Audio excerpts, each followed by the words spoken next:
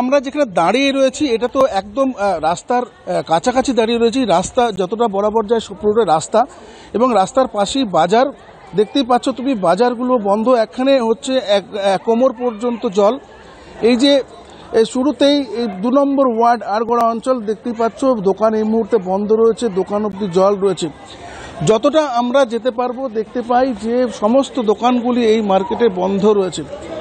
আর একটা জিনিস তোমায় কুসুমিতা দেখায় যে ঘাটালে প্রত্যেক বছর একই রকমভাবে যে জল যন্ত্রণা তৈরি হয়, এই প্রত্যেকটি বাড়ি দেখেছো, রাস্তার পাশে যে বাড়ি রয়েছে সেই বাড়ির সামনে কিন্তু একটি করে নৌকা দাঁড় করিয়ে রাখা হয়েছে। তার কারণ এখানে যাতায়াতের কোনো অপশন আর নেই। এই যে নৌকো ছাড়া কোনো অপশন, এই এত বড় রাস্তা, সেই রাস্তার মধ্যে দিকে নৌকোয় যায়, তাই প্রত্যেক বাড়িতে একটি করে নৌকো বাঁধা রয়েছে।